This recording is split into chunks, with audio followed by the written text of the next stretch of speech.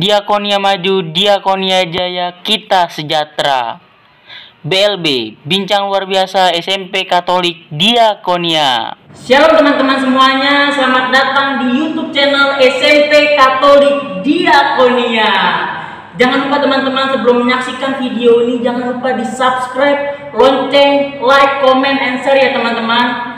Dan di video Bincang Luar Biasa di SMP Katolik Diakonia ini kita ada bintang tamu, guru yang sangat luar biasa dan membagikan topik pembicaraan yang luar biasa juga teman-teman. Kita kenalan dulu yuk dengan ibu siapa? Nama saya Agnes Setianingsih.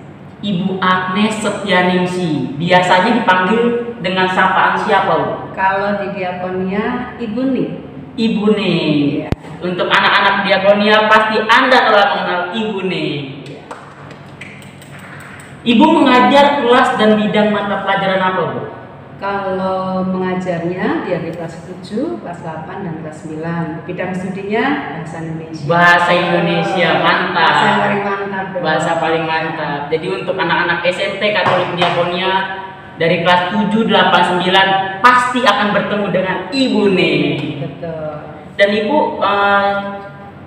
jabatan tambahannya di SMP Katolik Diakonia sebagai apa ya, Bu? Kalau boleh saya tahu. Oh, saya membantu Ibu Dewi sebagai wakil kepala sekolah. Menjadi wakil kepala sekolah.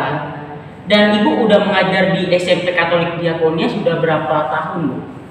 Sampai sekarang ini tahun 8 tahun, berarti menuju ke 9. Wow, Ya, 8 tahun 8 menuju tahun. ke 9. Ya. Selama perjalanan Ibu dari pertama kali masuk Diakonia, SMP Katolik Diakonia sampai sekarang sudah menjalani 9 tahun, ada nggak, Bu, pengalaman yang menarik, pengalaman yang unik dan lucu? Sebenarnya banyak sih pengalaman di Wow. Diakonia, ya. Anak-anaknya juga luar biasa. Dan kalau untuk bidang keterampilan, jagonya di Diakonia. Wow. Kita pernah ya Jo, ketika itu kita mendapat undangan dari kecamatan, lalu dalam waktu hanya 2 hari kita latihan ngebut dan mendapatkan juara favorit untuk lomba nyanyi. Lomba nyanyi, Iya. berarti Di Waduk Pluit. di Waduk Pluit. Iya. Waktu itu ada menteri yang datang kah atau Gubernur DKI Jakarta itu Pak Jokowi. Sekarang yang jadi presiden. Dan jangan salah loh Jo, Kenapa, Ibu Bu? juga pernah dapat hadiah sepeda.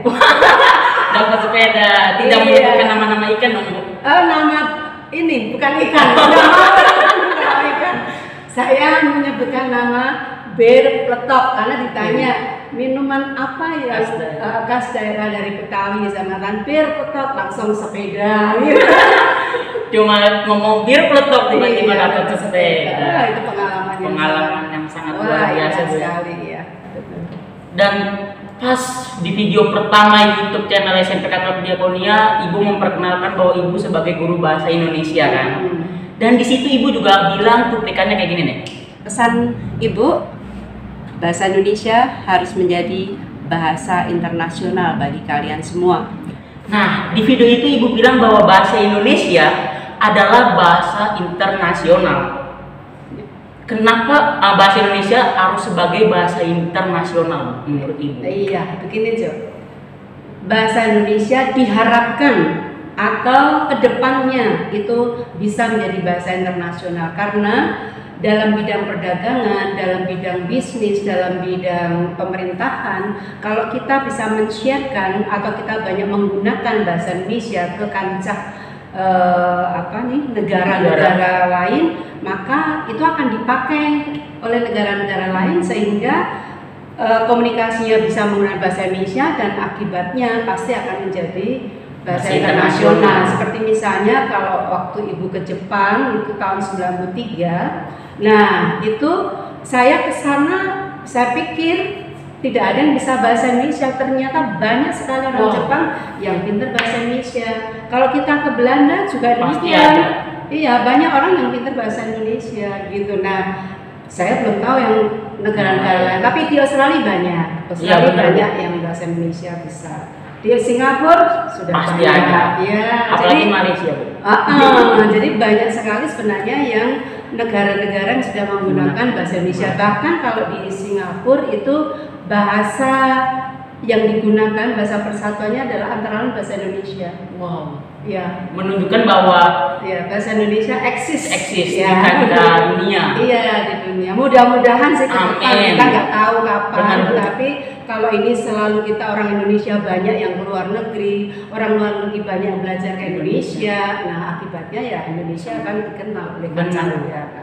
Tapi kan Bu, bahasa-bahasa yang lain kan ada lebih banyak Bu. Ada bahasa Mandarin, bahasa Jepang, bahasa Inggris yang paling istilahnya paling utama lah yang dipergunakan di dalam mata pelajaran pun juga ada loh Bu. Iya, ada. Di SMP juga ada yang pakai bahasa Jepang, pakai bahasa Inggris, pakai bahasa Mandarin. Tapi kenapa harus pakai bahasa Indonesia, harus diinternasionalkan? Iya. Sebenarnya kalau bahasa Indonesia itu kan mudah dipelajari.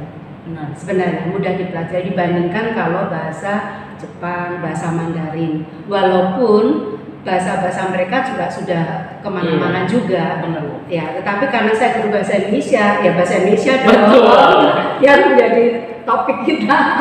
Harus mencintai bahasa sendiri. Mencintai bahasa Indonesia, mencintai bahasa sendiri, dan itu harus dikembangkan, dipupuk dan dipelajari terus-menerus gitu. Nah, terus ada nggak sih Bu contoh-contoh orang yang tidak menggunakan bahasa Indonesia sebagai bahasa internasional? Mungkin dalam sehari-harinya pakai bahasa ya pergaulan-pergaulan. Oh, masih banyak. Masih banyak. Ya, sebenarnya kalau bahasa Indonesia itu kan kalau kita di ruang kelas, kita di ruang pertemuan, ruang rapat, ruang sidang, itu menggunakan bahasa Indonesia yang baik dan benar gitu. Tetapi kalau kita sudah di luar ruang, ya menggunakan bahasa sehari-hari. Bahasa sehari-hari. Yang pasti harus sopan ya, bahasa lisan. Juga, ya. Kan ada bahasa lisan, ada bahasa tulisan. Yang kalau di dalam ruangan itu bahasa resmi yang dipakai. Betul. Yang baik dan benar. Nah Bu, untuk pesan-pesan anak SMP Katolik Diakonia untuk menjadikan bahasa Indonesia sebagai bahasa internasional nih Bu, ada pesankah? Oh, pesannya anak-anak harus belajar dengan tekun, belajar cerdas, dan belajar tuntas, sehingga menjadikan bahasa Indonesia menjadi bahasa yang paling luar biasa di dunia.